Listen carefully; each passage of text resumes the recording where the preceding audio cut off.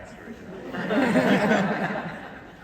What happened is I had made a critical mistake during that time. I had assumed that I need to just pour myself into this job, I'll catch up with people later, and I neglected my family and my friends. And what happened is when that job ended, I was left without the people that I worked with, but I didn't have so many of the relationships that had supported me for years before, and I felt profoundly alone. But I also felt ashamed, because it was my fault that I felt. That's right. You know, I had neglected those relationships. It was a choice I had made. And I felt embarrassed to call those friends now, and to say, hey, I'm sorry I wasn't there for you for the last 2.5 years. What helped me though was my wife, Alice. She realized what was happening to me. She said, you're not reaching out to people, you're withdrawing more and more. We need to do something to help you build community. And it felt honestly a little hard to even talk to her about it, even though I know she loves me unconditionally because of the shame that I experienced. But a friend of mine finally told me one day, she said, Vivek, you know what your problem is? She said, your problem is not that you don't have friends.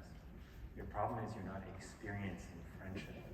She said, you have people in your life who, if you called them today, would love to be there for you because they've been your friends for 20 years. But it's a latent friendship. It's a friendship that's fallen asleep that can easily be awakened if you just reach out. Do you mind talking a little bit about the shame you experienced, about the way it all happened? About the way I lost my, yeah. So it was, so this was in April of 2017. So I was appointed by President Obama to serve as Surgeon General toward the end of his term. I served for 2 years, and because of the peculiar nature of my appointment, it doesn't actually end when the president's job ends. It actually goes over, and in my case, it was supposed to go over 1.5 years. And so I was still Surgeon General when President Trump was inaugurated. And when he came in to office, I found out on a given day, and actually in a meeting, that he had decided to terminate my job. And it was, I remember the paper that was given to me. The person said, as of 2 o'clock, we have terminated you as Surgeon General. And I looked at the clock, and the clock said 2:07. So it was very abrupt, but it was actually, I'll tell you actually what was particularly hard about it, is that So you didn't see it coming? No, in fact, not to go into too many details, but there were indications given that actually the administration was actually very interested in working together for the next 1.5 years on the opioid epidemic, which had been my priority for the last 2 years. It was a concern for the whole country. So we were actually figuring out then how to build a plan for the next 18 months. So it turned out, that wasn't the case. And so the reason it was particularly hard is I was in a meeting where this all happened, and my staff, my entire team that I worked with, was whisked away to another room, right? And so I wasn't able to say goodbye to them, and I had to leave that building without being able to thank them, without being able to acknowledge how much they had meant to me. There was no closure. There's no closure, and I found out later they were in this room, and they were finally told while I was told what was happening, and they were crying, and I was terribly upset. And I remember going home in the taxi, from the building to my house, and do you know what my first thought was, actually getting in that cab? It was, what am I going to do for health insurance for my 8-month-old son? That was the first thought that went through my head, and I think about that a lot because every day in our country there are people who are thinking about how to make sure that their children have the health care they need. And here I was in a still relatively privileged position, worried about that too. But that's sort of how it happened, and I carried the shame of that around, and when it made me realize about shame, Oprah, this is yet another piece of wisdom that my wife blessed me with. She said, shame is not rational. Shame doesn't make sense. She's like, why do you feel ashamed of being fired even though you didn't do anything wrong? Right. Why do you feel ashamed of feeling lonely even though that's something so many people feel? So we can't think our way out of shame. What we often have to do is experience our way out of shame. And that means that we often need somebody in our life who can check on us, who can remind us that we're loved. One of the best definitions of a friend that I ever heard from when I was in college was that a friend is somebody who reminds you of who you are when you forget. Oh, that's so good.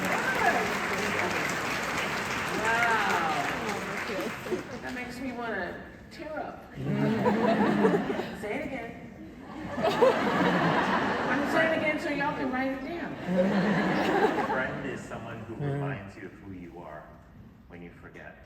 And the truth is, we will all forget from time to time. We'll go through periods in our life where we feel unworthy, where we feel like we're not deserving of good things that may happen to us, where we perhaps fall short in something we try and we are incredibly hard on ourselves.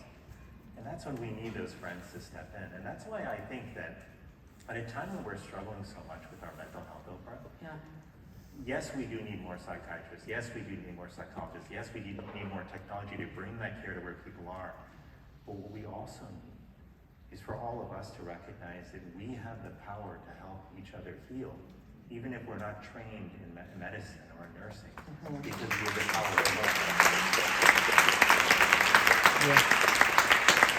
And this is what I've also learned too, Dr. Murphy, is that sometimes when you don't know what to say, because I had a friend recently who lost her husband, they've been together for 58 years, and you lose somebody who you've been with that long, it's like losing a part of yourself, and you don't know what to say, you don't have the words, but I've found that just being there, so just having a living, sitting Shiva for however long it takes, to be with that person, even if you don't know what to say, sometimes your presence actually makes a difference. It's so true. Showing up for one another makes a huge difference. I was talking to actually it's a fun sort of scientific nerdy tidbit, but I was talking to some colleagues over dinner last night, and they were telling me about some interesting studies that have been done where if you take somebody and you give them a backpack, and you ask them to guess how much that backpack weighs, right? And then you take another group of people and you ask them the same question, but you have a friend stand next to them.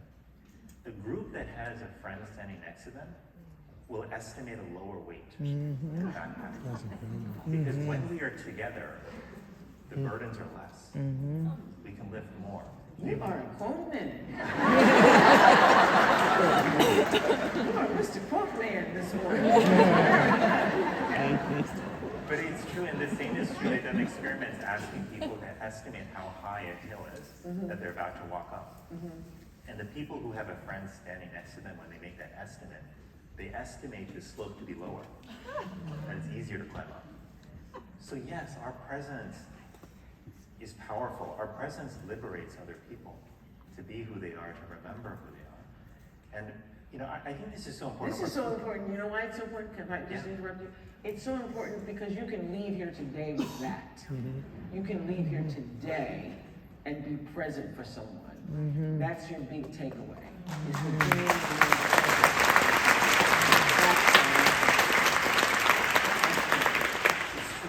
I do think, when I think about, I primarily think about my work through the lens of my kids, honestly, as a parent. And I'll be honest with you, I was worried, when we were expecting our first child 6 years ago. I was worried, I was grateful, that I was to be a father and for the chance to be able to be a part of this little one's life. But I also was worried about what kind of world, we were bringing our kids into. We all read the headlines in the papers of terrible things that are happening. And the question of how to protect your children, how to be a parent in this very difficult time, is a really difficult question.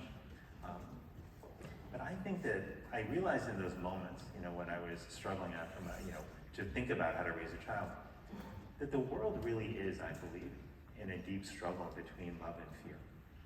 Between love on the one hand, which manifests as generosity and kindness, and we see that, but also between fear, which manifests as jealousy, as rage, as insecurity, and anxiety. And anxiety, yes.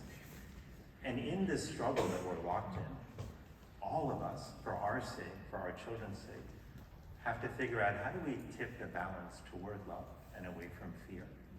And we do that, I believe, through the decisions that we make in our day-to-day lives about how we treat each other, about what issues we choose to speak up for in the public square, about how we seek to help one another, about the kind of leaders that we support. Values really matter here.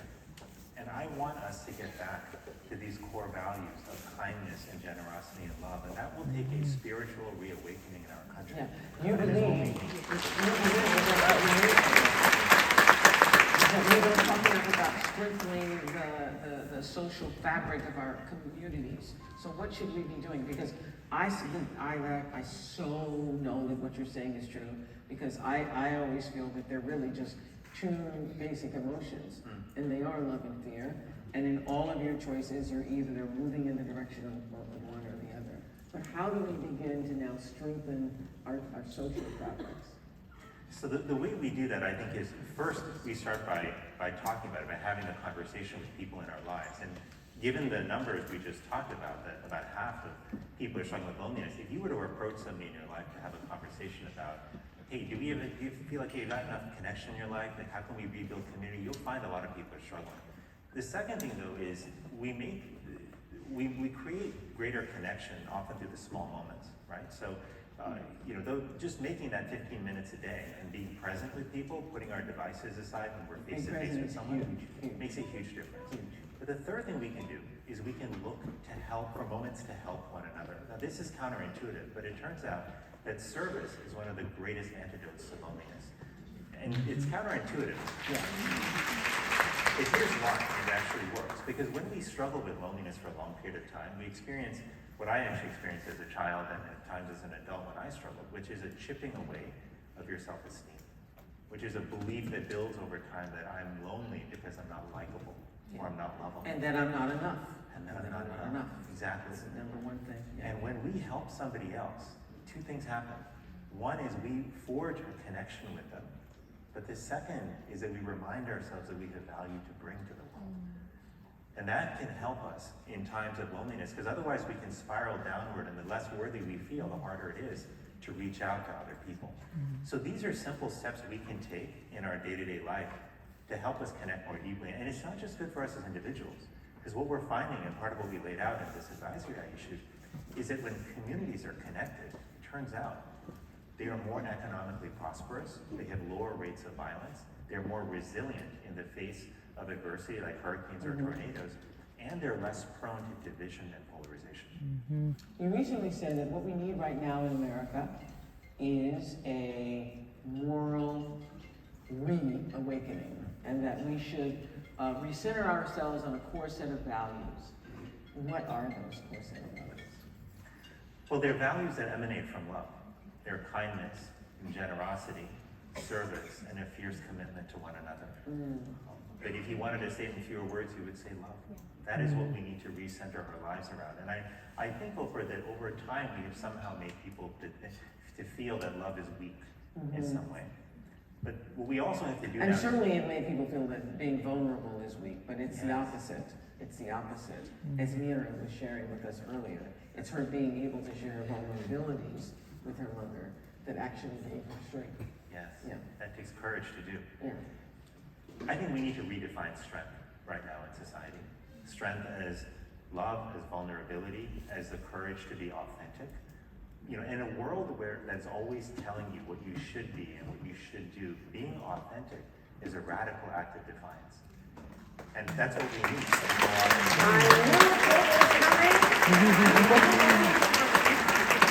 We're just talking over, but I'll tell you that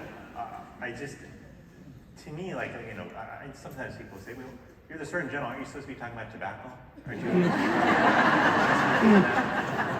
But I'll tell you, to me, there's nothing more fundamental to the health and well-being of people and our country than ensuring that we are building that moral and spiritual foundation of love, that is driving how we interact with each other, how we think, and how we act. And we should be talking about that more openly.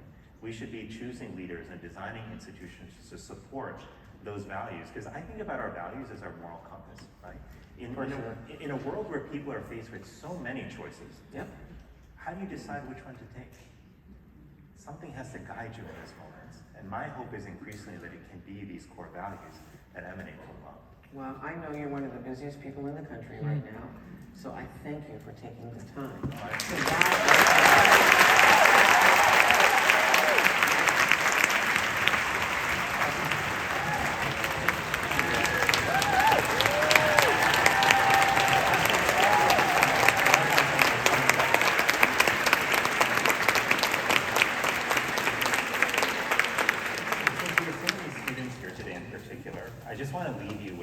a small practice you can do in 20 seconds. During those times in your life when you might feel weighed down, when you might feel like life is too hard. And it's something I do myself. It's very, very simple. So just for 20 seconds, just join me. Raise your right hand. Close your eyes. And place your hand over your heart. And for the next 20 seconds, I want you to think about the people in your life who have loved you over the years.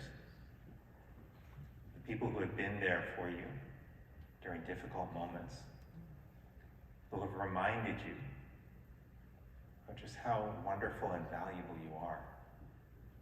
The people who have been there during your brightest moments of well, who have celebrated with you, who have cherished you, who have seen your successes as their own.